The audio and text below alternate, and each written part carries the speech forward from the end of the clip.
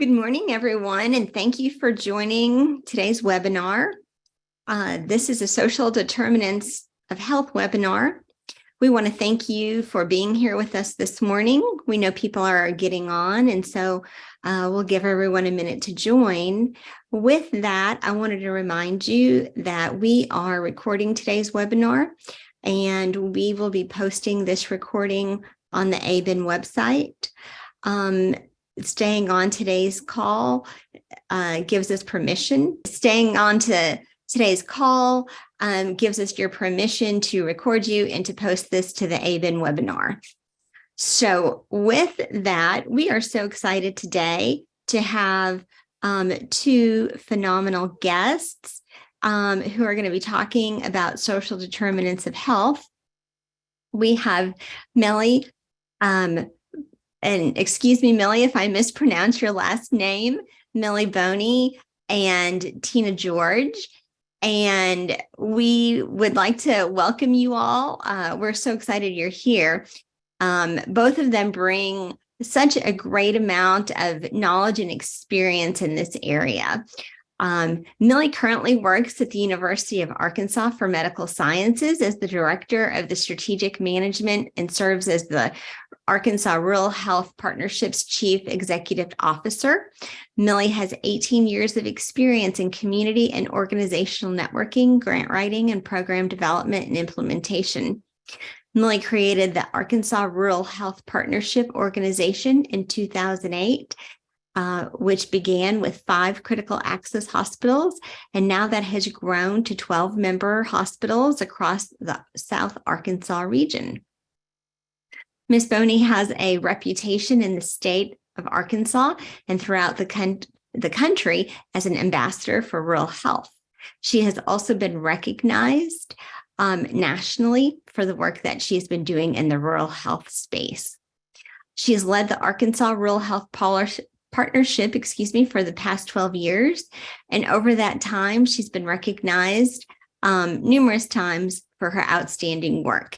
We're so glad to have her here today, presenting on the work that she's doing and giving us information on how they're addressing social determinants of health with their innovative program. We also have Tina George, and Tina started her career in healthcare in 1998. That year, she obtained 2 medical coding certifications. In the next few years, she added a specialty credential in emergency medicine and an auditing credential as well. During the 2 decades that followed, she coded for a variety of clinics and provider specialties, family practice, internal medicine, emergency physicians, wound care and hyperbarics, sleep centers, behavioral health, and hospitalists. She joined Arkansas Blue Cross Blue Shield in 2013 as the member of the AHIN team, and then later transferred to risk adjustment and is now serving as the risk adjustment provider engagement specialist for Blue Medicare. Wow. So we have a fantastic lineup for you guys this morning. We're so glad you're here. And I'm going to go ahead and mute myself, and we look forward to this discussion. Thank you all.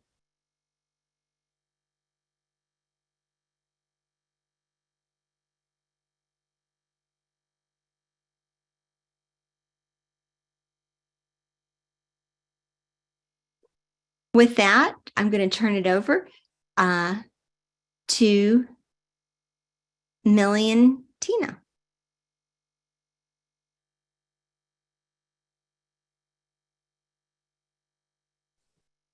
Hi, everybody. This is Melly Bridewell, Boney Bridewell. Tina, I think Tina was going to start, so I don't know. I can go ahead and start, Tina. No. That's fine with me. Okay. Didn't know exactly the order, but I'm absolutely ready to go. Let me share my screen here. Maybe that'll happen.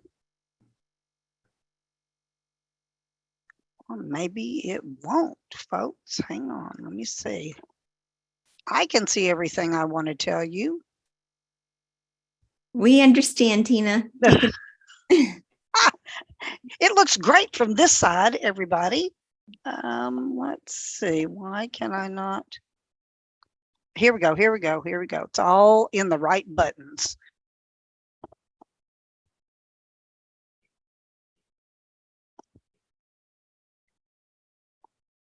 How about now?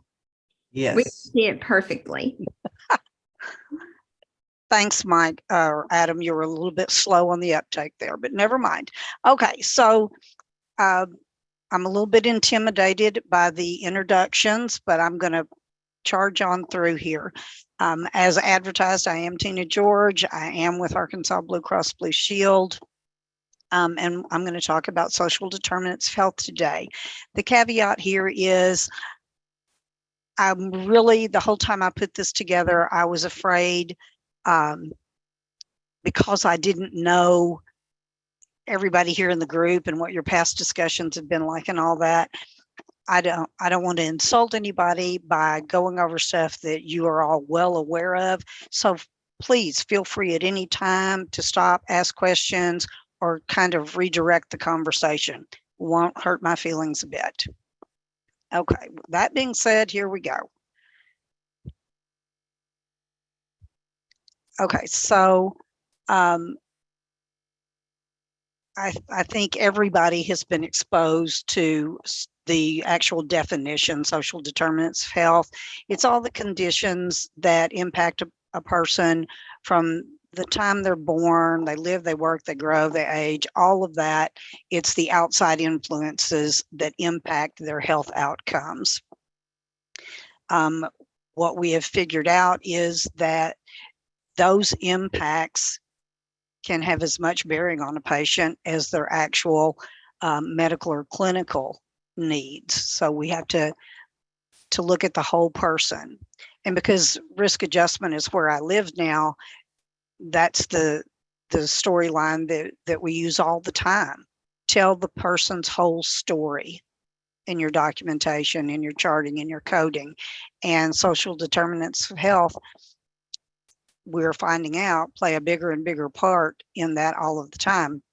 As a matter of fact, some of the reports and estimates that I've seen show a 60% ratio of the impact of social determinants of health on a person's actual clinical medical health. So 60% of that is made up by social determinants of health.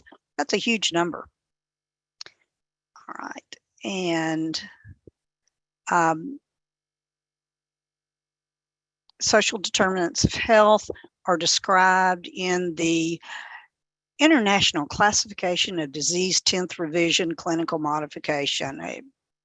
We all knowingly and lovingly refer to that as ICD-10. That's where you find these codes. And not only that, but there are also official coding and reporting guidelines that impact how coders can use these codes. And I've given you the section in the guidelines that covers. And that was has been updated as late as April of this year. So social determinants of health, as I said, it describes all of the outside influences on a patient. And in these guidelines, what they have given us as coders to work with in the guidelines is the fact that we can pick up this information when it's documented in that person's chart for the day in the medical record. They can be assigned, again, as long as it's documented per day. You have to, each day has to stand alone as far as coding and documentation go. And there has to be a link not only to the social determinant of health, but to what's going on with that patient. So I've given the examples that we find in our guidelines. So there is a social determinant of health for problems due to the fact that a patient lives alone. So in this example that they give, the patient as an acute injury,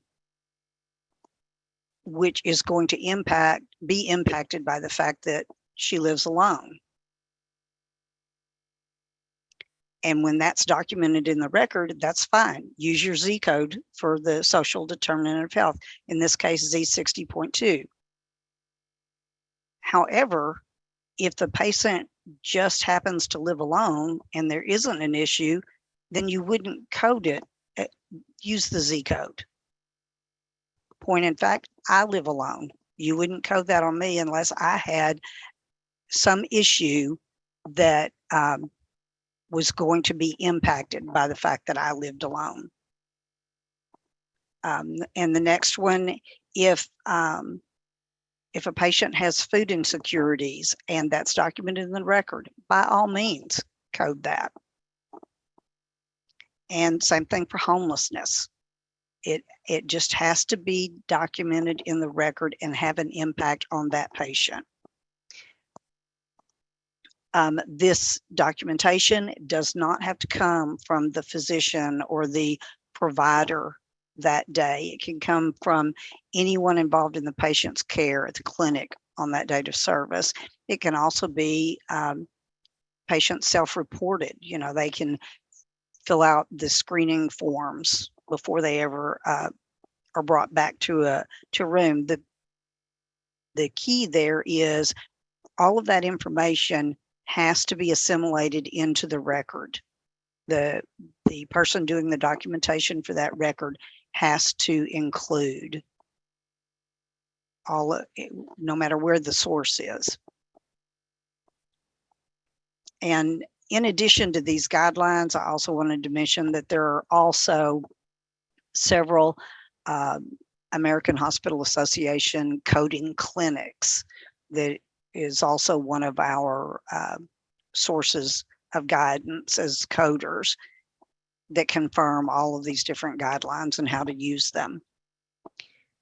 Okay, so you're going to find social determinants of health in your ICD-10 book in section Z55 to 65. That's only 10 sections, but that encompasses, since our April updates, 94 different codes, 94 different ways to explain the outside influences that are happening for your patient. Okay. And here's another opportunity for y'all to speak out to me. I've gone through each one of the 10, and I'm not going to do a deep dive unless you want me to. So just let me know here. So Z55, problems related to education and literacy. At first blush, this was just exactly what it said. Basically a rating of how far a person got in school or didn't get in school, and all the different things that can go wrong in their journey through the education process. You know, everything from not getting a high school diploma or a GED to just underachievement, problems with teachers and other classmates. I mean, you can see the whole list there. Then in April, the items in green are what were added. That was the April update of this year. And basically, they've expanded education issues to include the fact that there are people out there, lots of them, who do have that high school education, who do have college educations, what we consider to be well-educated, well-rounded, and that does not transfer into health literacy. They go into a doctor's office and their eyes glaze over and they come out and don't remember anything that was said to them or understand any of the meaning behind any of it.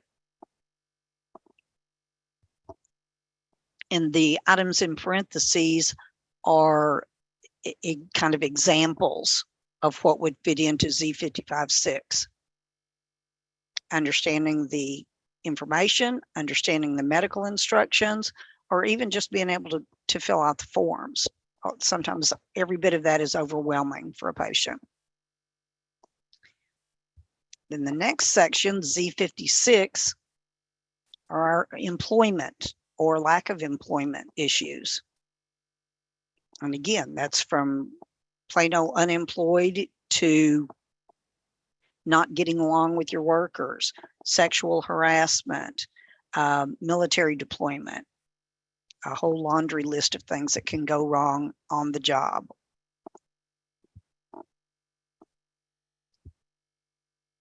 And then next we have Z57, and Z56 did not have any updates, by the way. 57 is exposures as a result of your job. Noise, radiation, vibration, on and on, some specific to agriculture and other industries. Keep in mind, to pick this code up or any of these Z codes up, you have to tie it to, or the documentation has to tie it to what's happening with that patient today.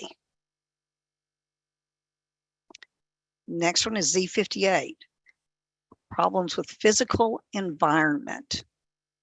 And for a long time, the only one that was in this category was Z58-6, inadequate drinking water supply.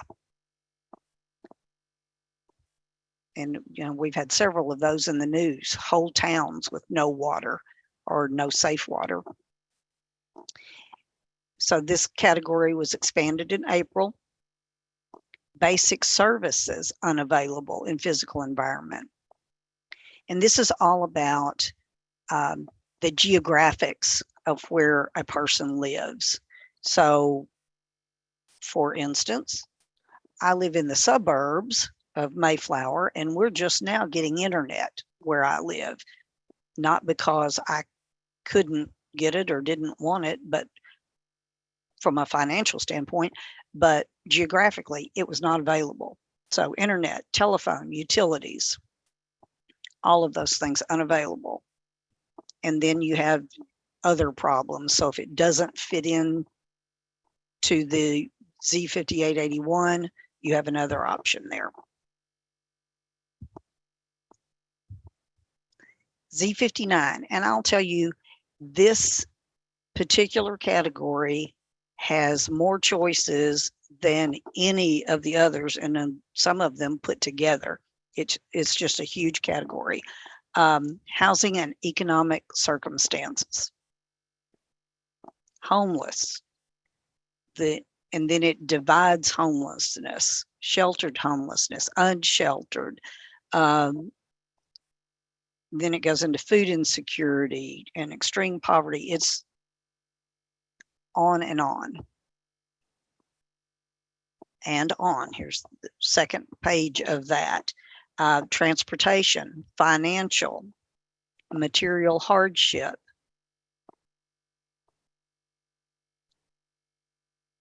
And then we added more in April. The first thing, the REV is revised.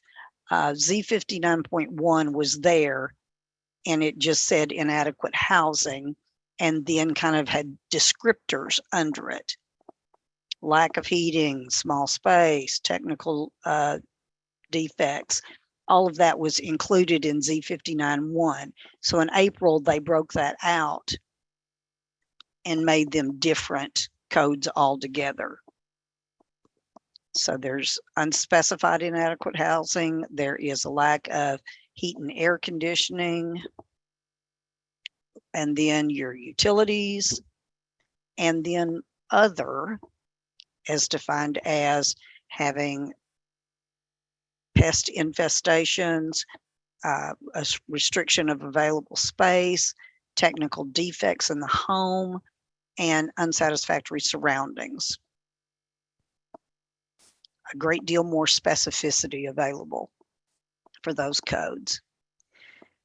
The Z60 section, social environment, life cycle changes, living alone,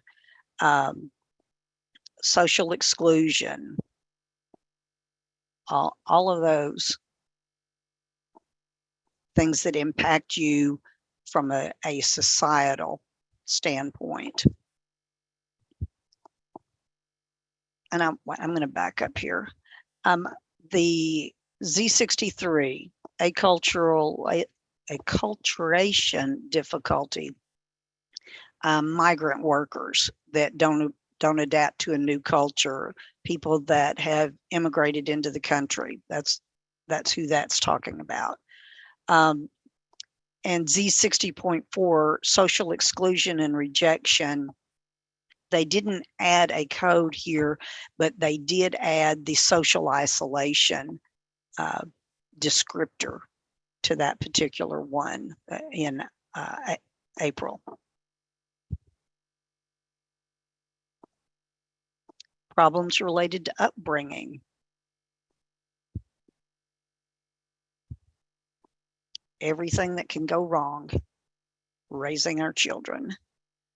And then we added in April, personal history of child financial abuse and personal history of intimate partner abuse in childhood. So notice that these are personal history codes. They could be used if your patient is an adult, but these things happened in their childhood. 63, this is all about your support group, your extended family, if you will. In-laws, military deployment,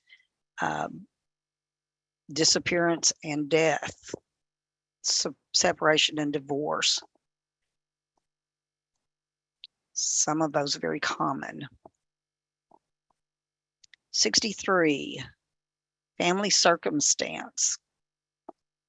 You have a dependent relative that needs home care. That military service person comes home from service. Alcohol and drugs. Stress in the household. Again, very common. Okay, 64. Now we're going to start to talk about psychosocial circumstance. The problems that come along with an unwanted pregnancy, multiparity, or a person who has difficulty with a probation officer or social work or something like that, some kind of counselor. And finally, Z65, other psychosocial circumstances. So here we're talking about people that have had law and law enforcement issues, convictions, imprisonment, being released from prison, arrested, or being a victim. And then being a victim of a disaster or war or other hostilities. We see that on the news every night. Another big category there. So it's all of that to say 94 different options of things that impact a patient's health. So at first glance, you think, okay, this is all about what our providers are going to deal with, what they're going to do in the clinic. And it is. And, you know, foremost in everybody's mind is the care of our members and our patients. So absolutely, it starts there. But information derived from social determinants of health also has a trickle-down effect. Our population health efforts are that there's a huge impact for those people. Our quality teams, HEDIS and quality measures, they're now impacted with that. And just the fact that reporting these codes, when we report them, obviously it goes from the provider to the payer, but from the payer back to CMS. where new programs are developed, where old programs are realigned and updated to make the most impact. And all of that is based on the quality of the information that is given back. And I'll go on to say from here that I'm well aware that it sounds like an easy task to gather the information, to code the social determinants of health, to pick that up, put it in your documentation so that it gets put on claims, so that it goes to the payer and on up the chain to CMS, when in fact, it's not an easy task at all. The difficulties start from the very beginning. People that are impacted by social determinants of health may or may not be forthcoming with that information for a whole variety of reasons. If they are forthcoming and that information is provided in a clinical visit or a visit to the ED, that's no guarantee that the documentation is such that it can be picked up. And even if the first two hurdles are met, the patient is forthcoming, the provider does due diligence and gets the documentation there and right, that's no guarantee that it's going to be coded or coded correctly. And even if a code is assigned to it, that doesn't guarantee that it makes its way to a claim. So, there are a lot of hurdles there before anybody past the provider's office knows that this patient's in trouble. A lot of things have to happen. Part of that, the disconnect between the documentation and getting it to a claim, is going to happen because social determinants of health, while they don't risk adjust now, they do have value, and that value is in the fact that they impact a provider's medical decision making. Is this patient, do they understand? What do they understand about their disease process? How much of that do they understand? How capable are they, because of the influence of those social determinants of health, how capable are they of self-care? And how capable or how likely is it that they're going to be compliant with care? So all of those things influence a provider's medical decision making, as is evident by the fact that CPT in 2021 included social determinants of health as a factor for consideration in choosing your E&M level at the clinic level. So again, you have the chance for that documentation to be there, but if the conversation hasn't been had with the downstream people, like your coders and billers, they're not looking for that. It's not going to be coded. Now, with EMRs, physicians are doing a lot of their own coding. That makes perfect sense. But where that code is applied in a chart makes all the difference as to whether or not it shows up on a claim. If a patient's homeless status is in the past medical history of the chart, it won't make it to the claim because it's not in the assessment and plan. All of that to say, there is some strategy that's going to have to be involved in increasing the amount of awareness all the way down the food chain to recognize the importance for your patient's care, our members' care, to getting it on a claim to disseminating that information throughout. And with that, thank y'all very much for your time. I appreciate it. And there's my contact information. Unless you have any questions, I'm going to pass it on. Thank you so much, Tina. I wanted to pause and ask, does anyone want to ask a question of Tina before we move on to Millie? There are a lot of questions in the chat. I don't know if you guys could maybe go and look at that. 'Cause there's lots of questions that were being asked but not answered. If maybe someone could recap those. That sounds great. Yeah, we'll definitely take a look at those. We'll take a look at those while Millie gets started, and then we can answer some questions at the end.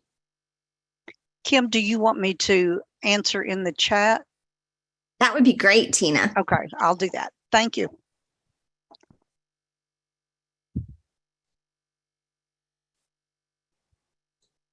Can y'all see my screen? Yes, it looks great, Millie. Okay. I'm just going to try to make sure I can do this. So we'll see. I'm kind of like Tina. I'm very archaic when it comes to all this stuff. And I really learned a lot, Tina. And so I'm going to kind of Millie, have a whole, yes. I was going to pause and just say we can still see some of your icons on your desktop. I don't know if you could expand the main slide. Okay, hold on.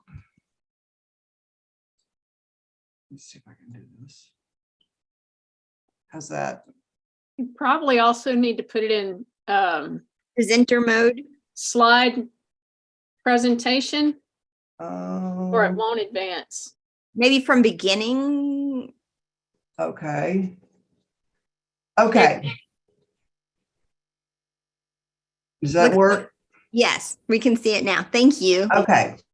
All right. Well, so I really kind of wanted to kind of go along with what Tina was saying, because she said some things, I think, and I have a lot of slides here to talk about a lot of things, but really, I think, the importance of really capturing the social determinants of data and where that data goes. I also had some questions because she did mention that the payers get this information, and so does along with CMS, and that there are, initiatives to address social determinants of health. But how do we capture that information, or how do we gather that information so that organizations that are doing some of the work around social determinants of health really know what the needs are of their community? And I think that's something that maybe we could look at in the future, of how that information is being brought to the folks that are doing this type of work, but also, and I'll talk a little bit about what we've done as an organization to set ourselves up to do this kind of work for our patients, but also as other organizations start to look at how to address social determinants of health. That information is really important. And we do community health needs assessments that give us a lot of the community feedback on what they see are the needs of their community. But I think this information is so valuable, and I'm really excited to be a part of this. So I'll kind of just go really briefly through who we are, because I don't know if everybody knows who the Arkansas Rural Health Partnership is. I am a UMS employee working in the strategy office. I've been working for UMS for 16 years. And through that, in 2007, I am a grant writer by trade. So I really wanted to start addressing some of the social determinants of health that we have, that she's mentioned in these codes, and didn't really know how to start. And so I pulled together 5 hospital CEOs in 2008, got a grant, a planning grant to develop this organization. So we were founded by 5 hospital administrators. So we're really grassroots grown, and really looking at how do we deliver healthcare to the community and address the needs that are in those communities. So since 2008, we've grown quite a bit. We have 16 rural hospitals as members, the 3 medical schools, as well as 2 FQHC systems in our area. So altogether, a little over, I think 90, we're probably around maybe closer to 100 clinics that are affiliated with our members. We do a lot of programs outside of our service area, but this map kind of shows you where our service area is and our members. Our focus areas, like I said, we really started with community initiatives and population health back in 2008. Since then, have really focused a lot on rural health viability and sustainability. How do we keep our rural hospitals open?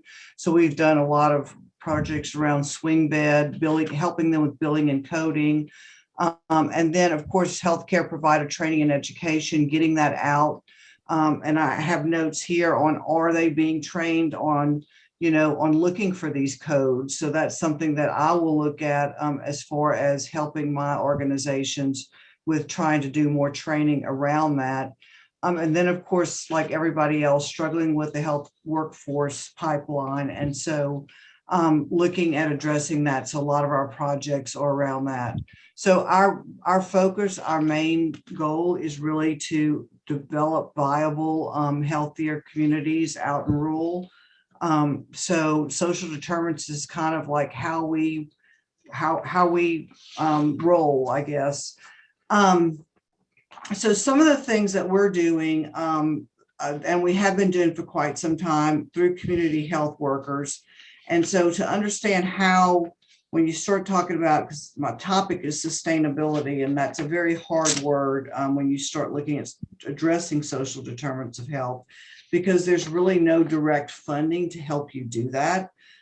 So of course, our organization is highly grant funded. We have currently, I think, 19 grants. We do a lot of federal grants, mainly in the Federal Office of Rural Health Policy, that helps us do the work we do. So some of the stuff that we're doing is we do have a toll-free number for patients to call in for any of their needs. And we are able to really disseminate them and navigate them to services. So that's one of the big things that we do. And that number is pushed out with our through our hospitals.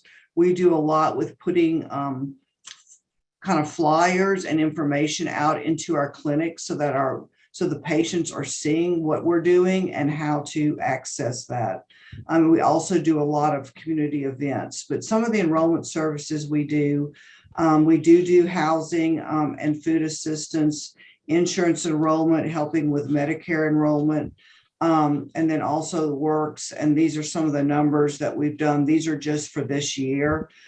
Prescription assist enrollment, prescriptions, helping them if they can't pay for their prescriptions, how do we help them access the prescription programs with the pharmaceutical companies so that they can pay for their food, for their medicine.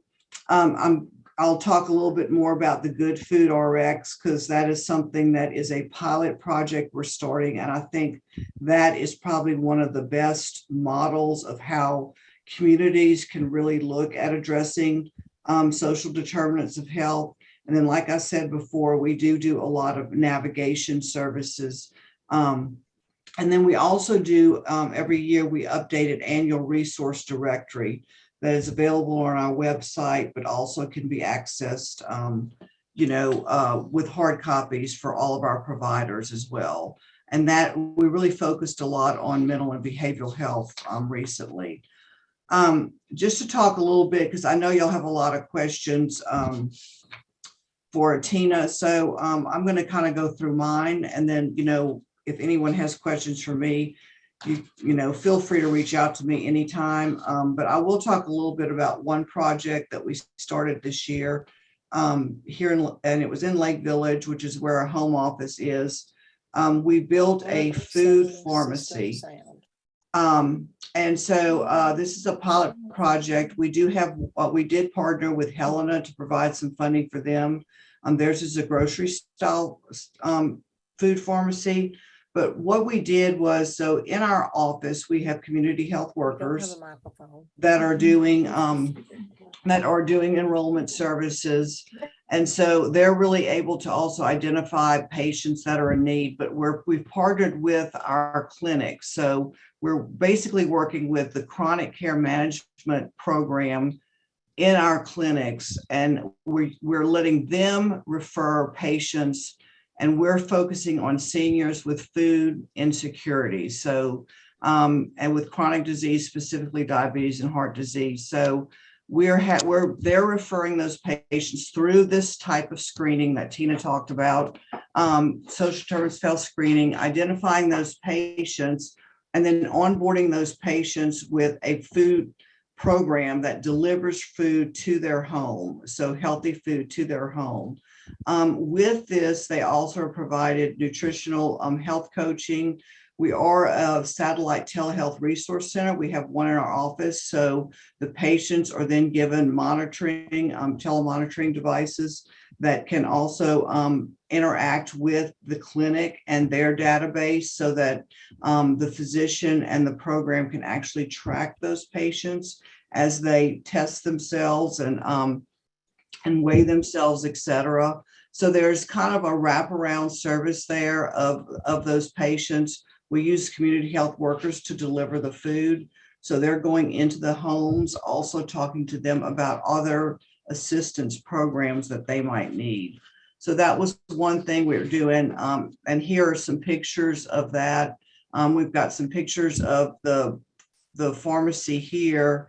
We call it the Good Food RX. And this is the one in Helena. And then the one in Lake Village is, of course, where we're preparing foods. Here's our kitchen, and we actually deliver food to those patients. So this is some of the stuff we're doing.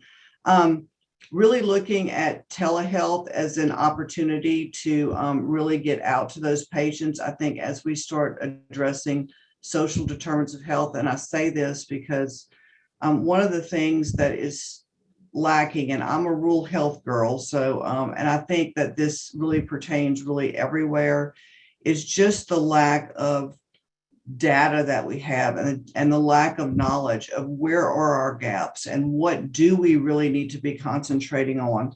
And so that is hard to capture. And so the more that we help those that are doing research in these areas, I think is so important. And so the monitoring devices help with really collecting that data. And I'm going to kind of go a little bit off, because for a while there, I was just very adamant. I was not a research person. I was a community health person. But I think I've since then learned that until we really, really encourage and find a way to help people do research in our communities to really understand the underlying needs and these social determinants of health needs, and what are driving those, and how do we really address those, then the communities themselves and organizations like mine and hospitals that are collaborating together, and community organizations that are collaborating together, can really, really address these topics. So I'm going to go through this a little bit because I have a lot on this PowerPoint. We've done a lot, and y'all will all have access to this PowerPoint. We've done a lot around behavioral health. That was something that was identified in community health needs assessments in 2016. We started hearing the problems with mental and behavioral health, and people asking their hospitals to really address this. So we did a lot of work around an informational video. A lot of y'all may have seen that in the past. And then working with our drug court system, as well as our hospitals, even our EDs, to really work with putting peer recovery specialists in those facilities to really navigate patients to resources. We teach mental health first aid throughout the state, focusing a lot on teachers, community leaders. We're doing a lot in the colleges with coaches, and then also have dabbled in youth mental health first aid in a couple of the schools as well. like I said, this is kind of just a capture of what we do, but we are driven by community health needs assessments, which are really good. We put out surveys that, and I know all of the hospitals have to do this, but really looking at those community health needs assessments as something as a driver to really address social determinants of health. That's not really irrelevant. Some of the stuff that we do here, this is for our clinics and our hospitals directly, but we do a lot of billing and coding education.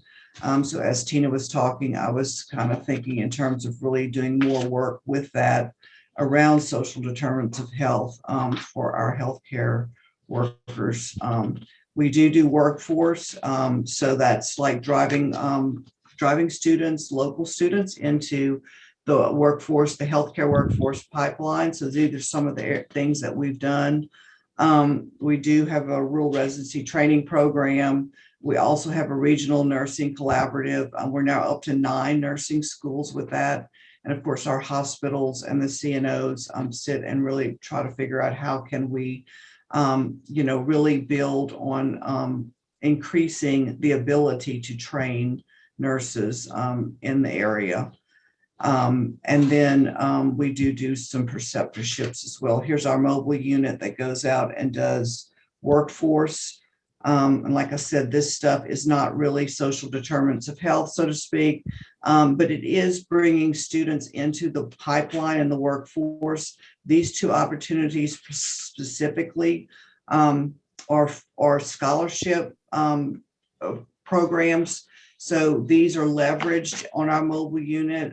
We have, and I'll explain a little bit, we do have a website that we show on big screens, and it has all of the workforce, anyone in any kind of job in the hospital or a healthcare setting is interviewed. We then have the program navigates the students to those colleges, to those programs, talks about how much they make, the length of the program, and then we're able to help them access those admissions offices because the mobile unit is set up as a telehealth center so that we can actually beam in on the admissions offices. Along with that are free scholarships. So we have grants to, right now we're focusing on our current healthcare workers with business operations. So they have free tuition for all of these different degree programs they would like to go into. And now pushing that out into some of the high school students. And then we have scholarships for health information, behavioral health technology. We just wrote one for EMS and paramedic because we're going to start to see a need with that. So as we talk about social determinants of health, it can go so far as, job security and how do we help people into the workforce pipeline. This is just a capture, and that tagline down there, if you're able to access that, you can see how our website actually works, and it's really pretty cool. We've really are proud of this and really have gotten a lot of students interested in the different degrees, but also just showing them what all we do and that what all they can do as little as going to school for 6 months. And we do roundtables. I'm going to kind of just go through that. This is with our members. But I kind of wanted to talk a little bit about this, and I'm going to just go for another couple of minutes so we do have time for questions. But one of the important things that I think, and I've been in this for a long time, and I think my passion, and everyone kind of knows, who knows me, what it is, but it's really looking at collaboration when you start talking about really addressing some of these issues. Obviously, there's not someone saying, here's money to do this. Right now, we're not even seeing reimbursement for community health workers at this point, which is something that I think needs to be really pushed in our state. But how do we, come together as communities, organizations, to really collaborate to get funding to address these social determinants of health? And that's something that I'm passionate about doing. I think that there's ways to do that as a regions throughout our state. I think, as our hospital systems grow, for them to address this, but looking outside of just your hospital, your healthcare, I guess your healthcare organizations, but really looking at, how does this affect your law enforcement? How does this affect, all your different areas in your community? Looking at your churches, because they see a lot of the needs that need to be addressed, but also they're an incredible resources for as really disseminating out information for resources that are available. So really, really capturing those partners. We do a lot when it comes to task force. We have task force for workforce. We have task force for behavioral health, where we pull together stakeholders and really sit down and have those conversations on what can we do, and then write grants together and to address those, and then all work together and take on those projects together. So here are some of our funders as well as our members. So like I said, we work across a lot of different funding sources. And I'll kind of stop there because I know there's a lot of questions for Tina. And then if anyone has any questions for me, I will be glad to answer those at any time. And that's all I have. Thanks.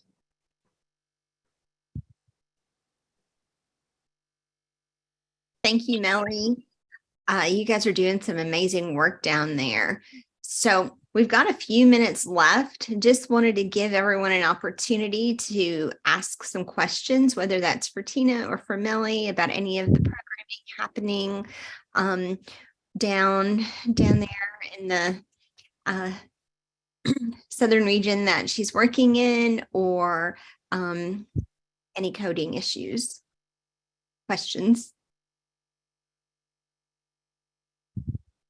Hey, There Kim. are questions. Oh, sorry, go on. Sorry, I didn't mean to interrupt. I did drop it in the chat, but just curious about Arkansas Rural Health Partnership and if they're using Z codes once they do know of social determinant needs. So we have started that. I mean, that's sort of new for us. We are looking at the clinics and capturing that information from the clinicians to address that. So, and the food pharmacy is a perfect example of how we're actually using that information to identify patients that we really are focusing on. So, so yes, we are looking at that, and I think that's something that today I learned I need to do more of. So I also learned a lot today.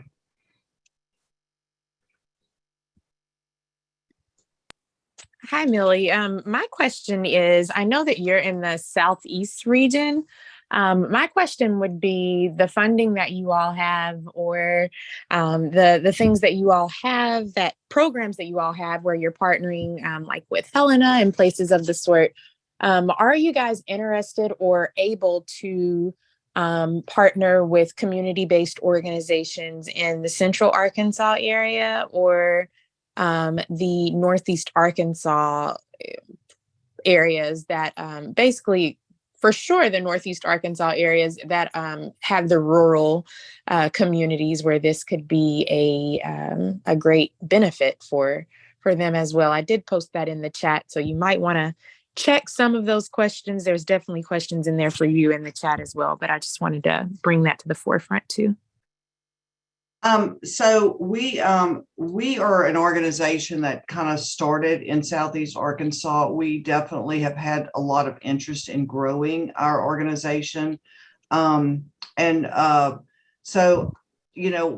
yes, we do partner a lot with Pearl McElfish up in Northwest Arkansas in a lot of initiatives.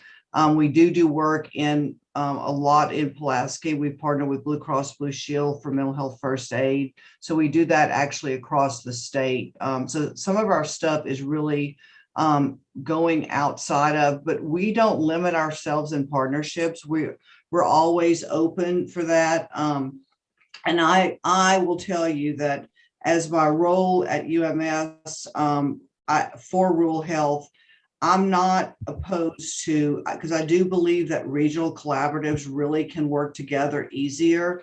Also, funding is limited when you start talking about, I mean, even if it's a $3 million funding, opportunity, I mean, that money goes fast when you have so many partners and so many communities you're trying to really spread that money over. So, part of what I love to do is help organizations. I do it at the federal level, working with HRSA. So I just have not done it in the state as far as stepping outside of helping other other regions. So I think that's something that everyone should consider. And I'm more than willing to come and talk to your group or organization or partners about doing this more.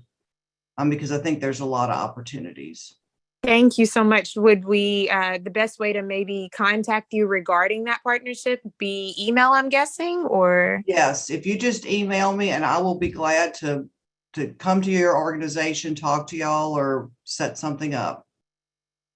Thank you so much. Uh-huh.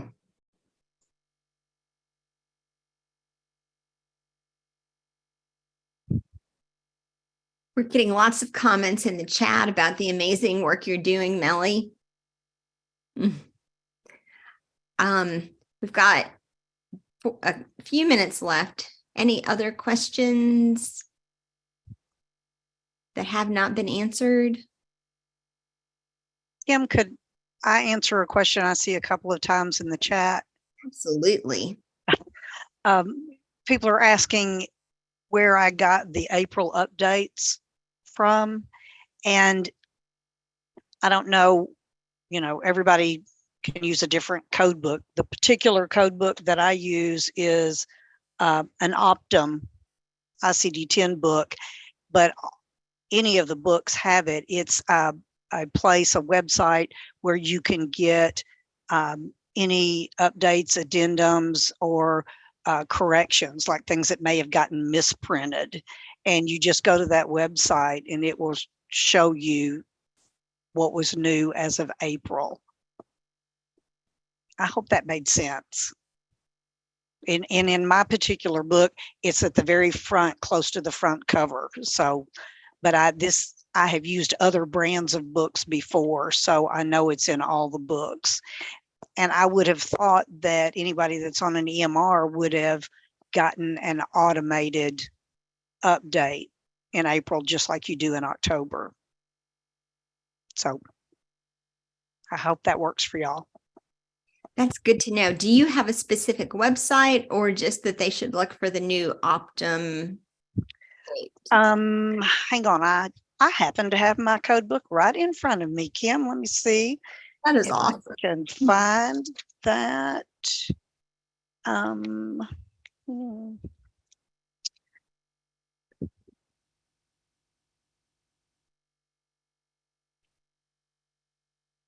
Right, acknowledgements, publishers notice.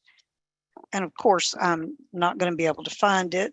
No pressure, no pressure. I promise this is where I got it, folks. I got it right out of the book. And it tells you, like I say, it gives you the website. Wonderful. And we could always follow up with that website. We understand, Tina, that sometimes I do that. I can't find something when I'm looking for it. We did have a comment in the chat though that yes, encoders are updated automatically in systems. CMS posts all the changes on their website. So thank you. We appreciate that comment.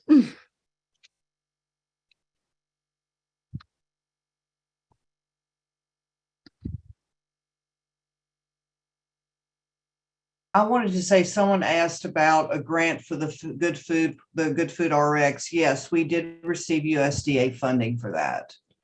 So I just wanted to let you know about that.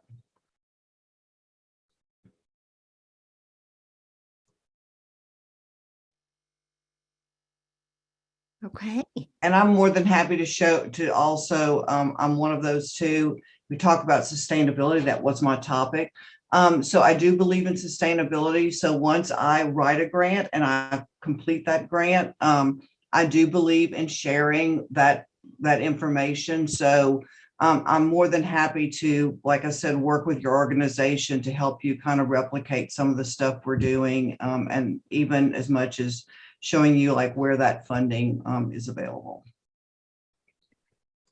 Wow, that's fantastic.